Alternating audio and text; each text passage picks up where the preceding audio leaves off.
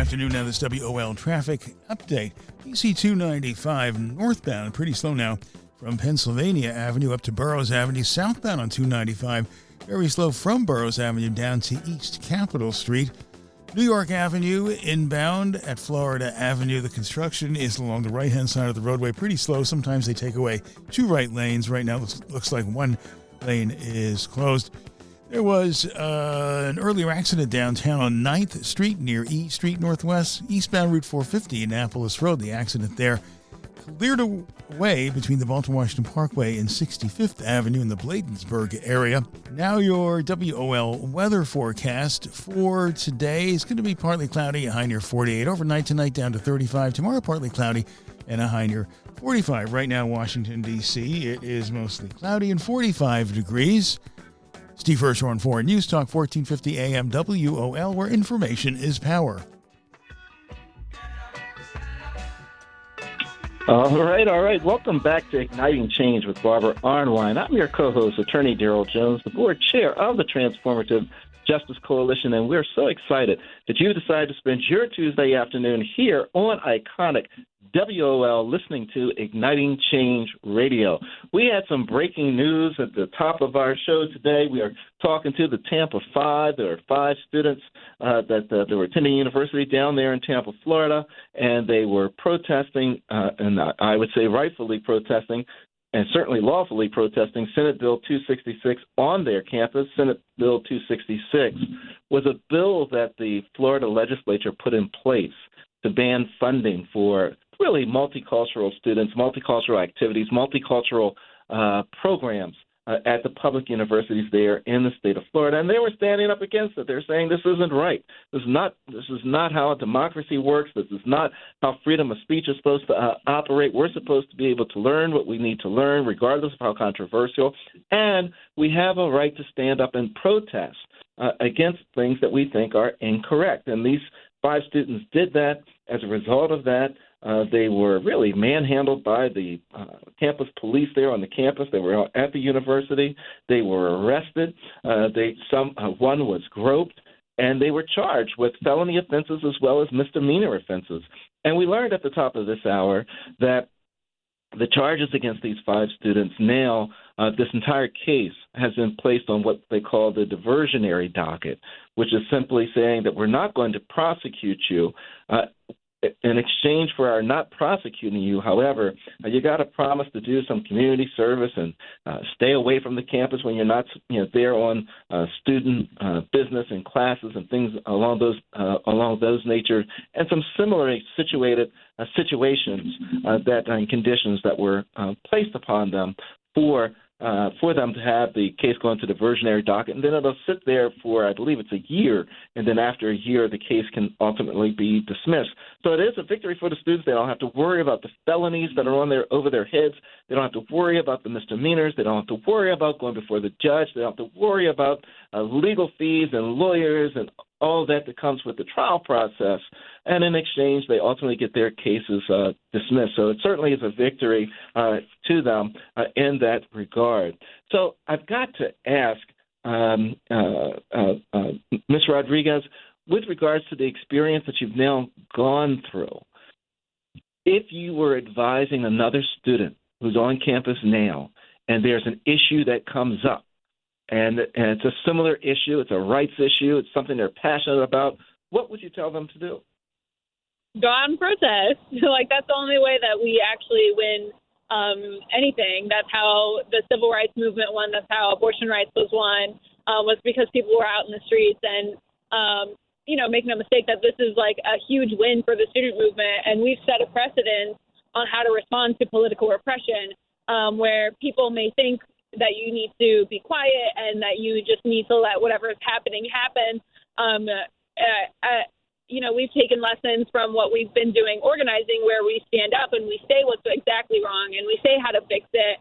And we have the demands out there. And that's what we've been doing with the diversity bills, where it's do not pass the diversity bills, support and expand the current functions of the diversity, equity, and inclusion program, resume the search for the DEI, increase Black enrollment at the University of South Florida, And when, if you're in a political repression case, you need to point out exactly what's wrong with the political repression, because it's the student movement that got our charges dropped. It wasn't because of the good of the prosecution's heart. It was because people were on their necks saying, drop the charges on the Tampa 5.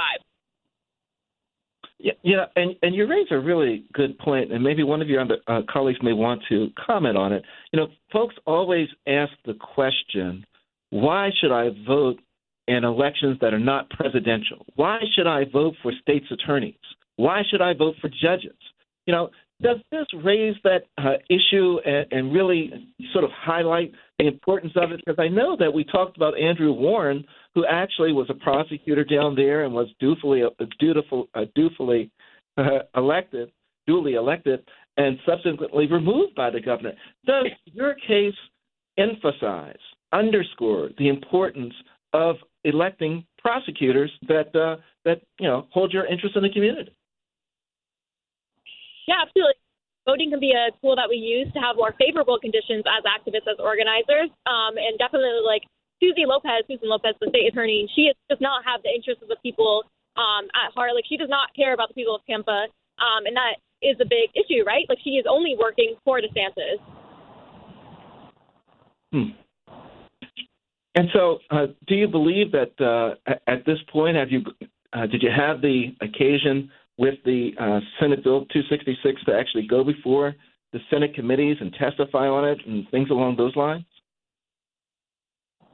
So we did. There was a statewide mobilization about a month after March 6th, when everyone was arrested, where we went to Tallahassee as part of a student protest, a student movement. There was a huge protest represented by a ton of different student organizations, including the SDS in Tampa, but also at UNF and at FSU.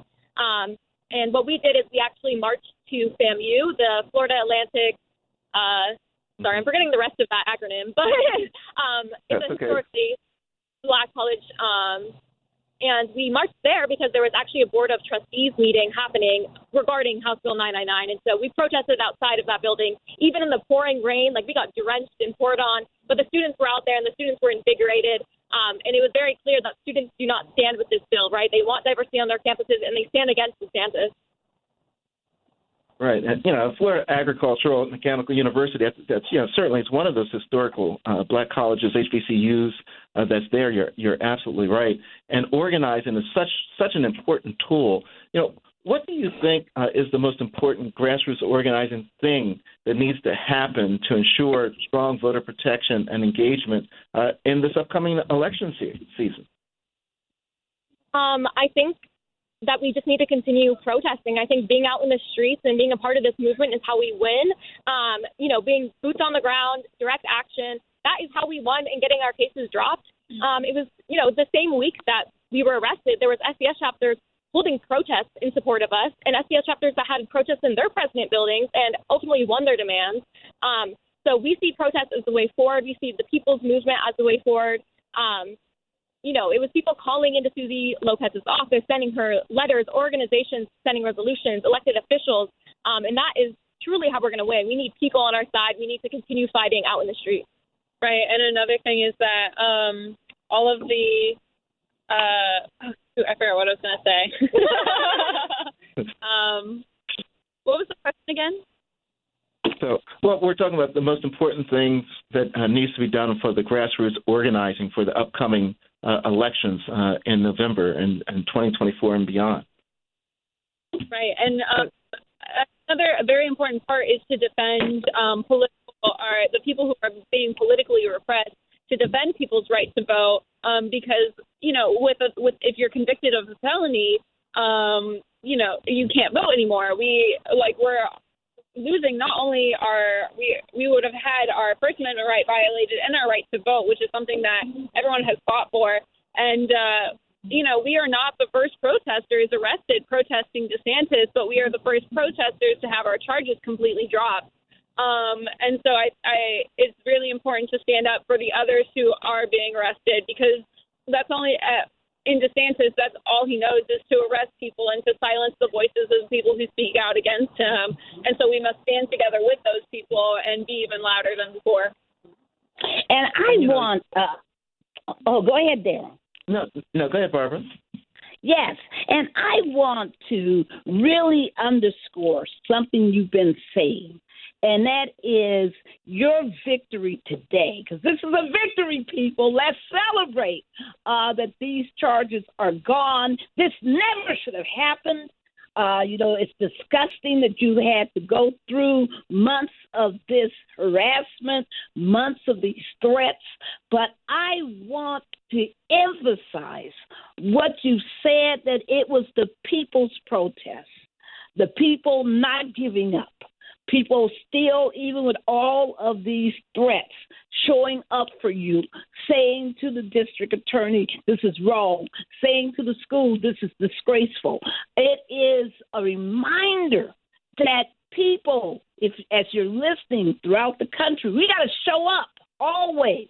We never can afford to sit down and allow people to be mistreated. We got to protest. I want to know, what do you want to say to all of those people out throughout this country who has taken up your cause, all the people in Florida? What are your final concluding words that you want to say to them today? Join Students for a Democratic Society or the National Alliance Against Racist and Political Repression. These are national organizations that fight against political repression, that take the actual conditions of the people that are needed, that determine and fight for what is right for us. So whether it be voter rights, school rights, union rights, immigrant rights, we're join organization and get involved in the fight. It's great to show up to protest, but somebody's got to plan them too. Yeah, just keep fighting, keep protesting. The power of the people is stronger than the people in power. Right. And Barbara, those are great messages, and very quickly, how do people get in contact with each of you, Ms. Rodriguez and then Ms. Pinero? So we have an Instagram page for the Committee to Defend the Tampa 5, which is something we formed over the summer, which is made up of a number of organizations across the country. So that Instagram is Justice for the Tampa 5, the number 5. We also have a website, defendthetampa5.org. Again, that's the number 5. Not the word. And I believe there's an email that you can find on that website as well. Well, thank you both. And we encourage people to go to that website. If they have information, if they have questions, to reach out to y'all through that website with the Tampa 5. Thank you for the efforts that you've taken. Congratulations to you. Congratulations to you. Today to show people how we to get can't off wait. the sidewalk. We will stay in touch. Get We're into going the to streets, keep make it working. happen. Folks, we'll be right back with more Igniting Change. Don't touch that dial. Here's the latest from Newsone.com. Several streets remain closed in the Arlington neighborhood where a house exploded last night. The blast leveled a brick home about a half-mile west of the Ballston MU metro station. Police were called to the home Monday afternoon after the man who lived there fired off a flare gun. Hours later, officers were preparing to execute a search warrant when the explosion occurred. Authorities still don't know what happened to the man. The former director of real estate for the GSA says the process that led to Maryland being chosen over Virginia for the FBI's new headquarters was completely open book and transparent. Nina Albert said Monday that all the details behind her decision-making process are open to the public on the GSA's website. Virginia leaders claim she overruled a GSA panel that chose Springfield in favor of Greenbelt due to a conflict of interest. Virginia is back in the top 25 college hoops coaches poll. They're up to number 23. I'm Rick Hoschel. When you're looking for news for Black America, go to newsone.com. All right now. Welcome back to Igniting Change. I am just so delighted. I am your host, Barbara Arnwine. I'm here with our amazing co-host, Daryl Jones, and we are talking about what do we do when we are confronting prosecutorial and other governmental misconduct, when people are being denied their rights because of bad, wrong-headed attorney generals or wrong-headed district attorneys. One thing, Daryl, that we did not talk about in the prior segment, and I just want to mention it real quickly, is that Governor DeSantis of Florida has been really interfering in the criminal justice arena, and he has, dismissed, as Daryl mentioned, I believe,